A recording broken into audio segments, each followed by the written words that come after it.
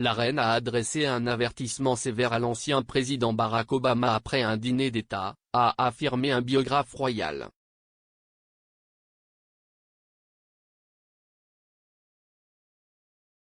Barack Obama s'est rendu au Royaume-Uni lors de sa première visite d'État en mai 2011. Cette visite d'État très médiatisée de 3 jours n'était que la troisième d'un président américain au Royaume-Uni en 100 ans.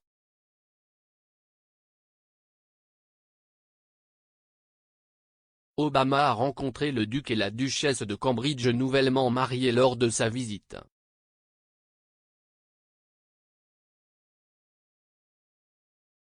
En outre, lui et la première dame Michelle Obama étaient les invités d'honneur d'un banquet d'État organisé par la reine au palais de Buckingham.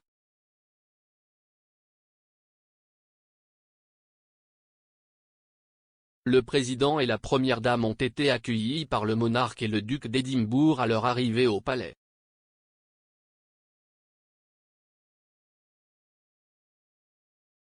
Au cours du dîner, la reine a porté un toast à la relation spéciale du Royaume-Uni avec les États-Unis et l'a remercié de l'Amérique qui est venue 2 fois à la rescousse du monde libre et démocratique alors qu'elle faisait face à un désastre militaire au milieu des 2 guerres mondiales.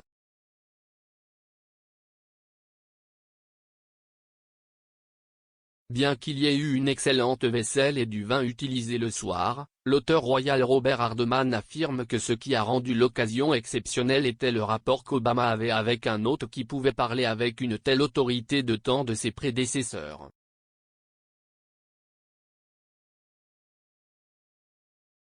Dans un extrait de son nouveau livre, Queen of Our Times, The Life of Elizabeth II publié par Macmillan le 17 mars, M. Hardman détaille comment la nuit s'est déroulée.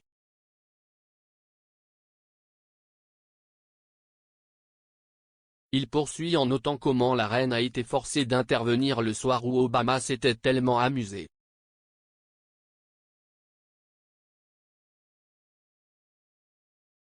Il explique comment la monarque a voulu signaler discrètement que la soirée devait se terminer car elle était fatiguée.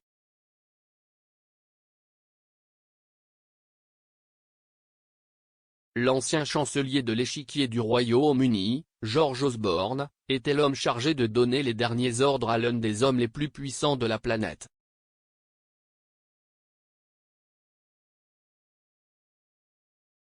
Monsieur Hardman écrit, Obama s'était tellement amusé que la reine avait finalement pris le chancelier de l'échiquier à part pour lui demander s'il pouvait, très discrètement, faire savoir au président américain qu'il était l'heure de se coucher.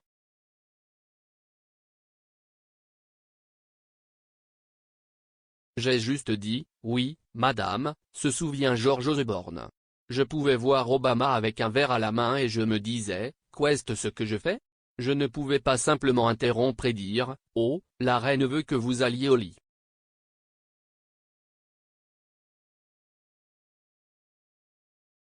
Heureusement, il a été sauvé par le secrétaire privé de la reine, qui a gentiment poussé la procédure à sa fin.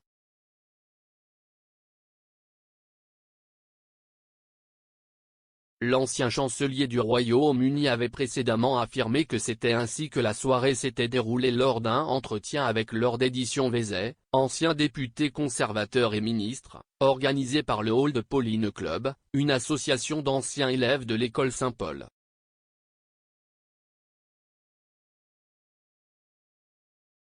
Il a affirmé qu'Obama renvoyait des martinis à la vodka avec ses amis et a partagé son inquiétude de être la personne qui doit partir et lui dire de rentrer chez lui.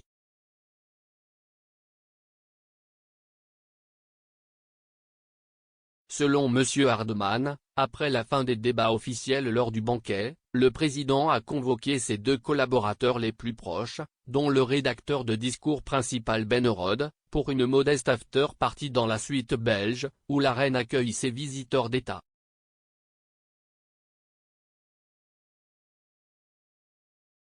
Son livre détaille que le président aurait comparé la reine à sa grand-mère lorsqu'il parlait à M. Horod, car les 2 femmes sont courtoises et simples.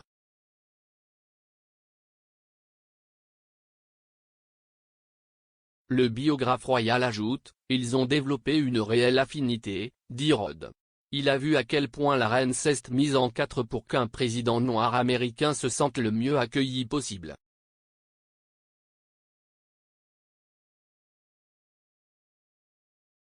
Elle l'a traité beaucoup mieux que certains autres dirigeants, le traitaient, je peux vous le dire.